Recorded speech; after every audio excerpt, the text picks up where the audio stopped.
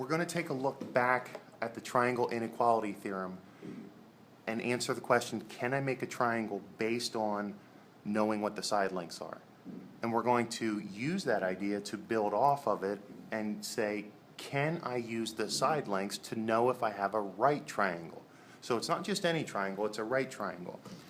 So my side lengths I have a 3, 7, and 9.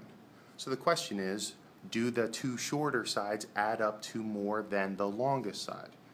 Well, there's my 7, take my 3, and I get 10. So the answer is yes, if my two smaller side lengths add up to more than my longest side, it works. So if I take the ruler away, I should be able to make a triangle with these three sides.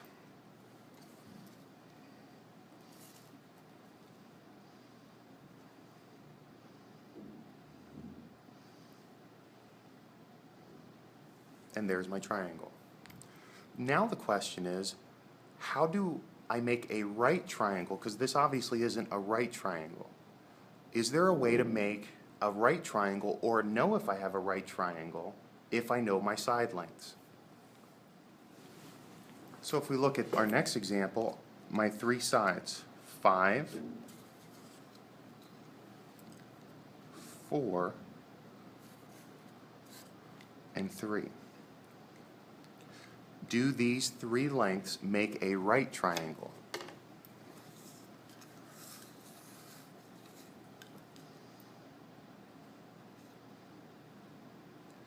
In this case, they do. Now, there's a little more math involved than just adding the two shorter sides, but it does deal with the shorter sides compared to the longer side. Let's take a look at the formula and the actual calculation. So let's pick up with the same right triangle we just looked at. I had a length of 3, 4, and 5. And the question is it a right triangle? Does it make a right triangle? How do I prove it?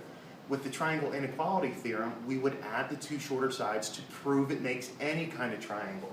This one is specific to a right triangle. And what we're going to use a more advanced calculation, which is actually called the Pythagorean Theorem, named after Pythagoras, who was a very old Greek mathematician. First of all, we have to identify some stuff based on vocabulary. In the triangle inequality theorem, we took the two shorter sides. We're going to start by talking about these. My two shorter sides are going to be called legs. So in a right triangle, there's going to be two shorter sides, and then the side that's opposite of the right angle, that's going to be my longest side. So I'm going to put that in quotes. This is my longest side. It actually gets a new name. This is called the hypotenuse.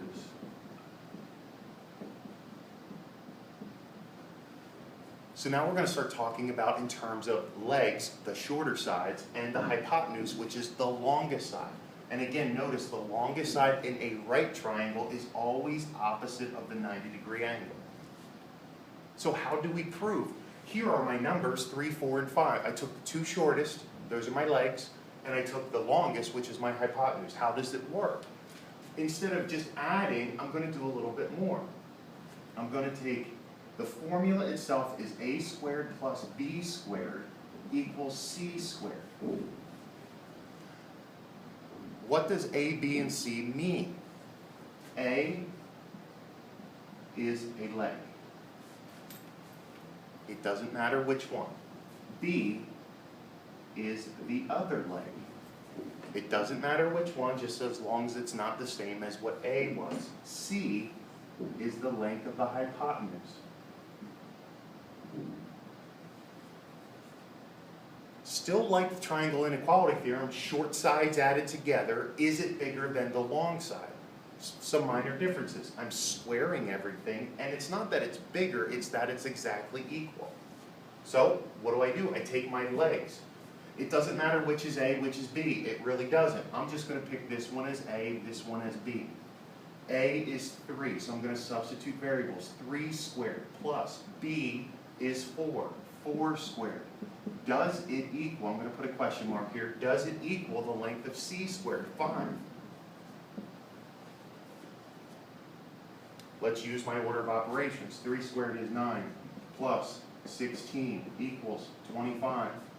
Does 9 plus 16 equal 25? My last line down. 25 on this side, 25 on this side. If they are equal, then yes, it is a right triangle.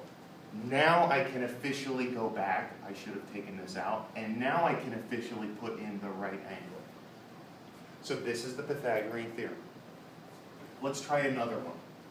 I'm going to erase, I'm going to erase, I'm going to erase, I'm going to erase. Take all this out. Let's say this is 10, let's say this is 12, and let's say this is 15. Now I put 15 here, guess why? Because it's bigger than 12 or 10. Let's check. It's not that it's bigger anymore, it has to be exactly equal. What's A, what's B? My legs. My legs are my shortest sides. Let's call him A, let's call him B. It doesn't matter, I could flip it. I could say this is A, this is B. The legs, it does not matter which is which. So, 12 squared plus 10 squared equals C squared, which is 15. A, B, C. 12 squared, 144. 10 squared, 100. 15 squared, 225. 144 plus 100, 244. This side is worth 225. Are they equal? No. How do I show it? I'll put a line through my equal sign. So when I go back to my triangle, there is no right angle because it's not a right triangle because my values were not the same. So how do I check if it is a right triangle? Use my Pythagorean Theorem.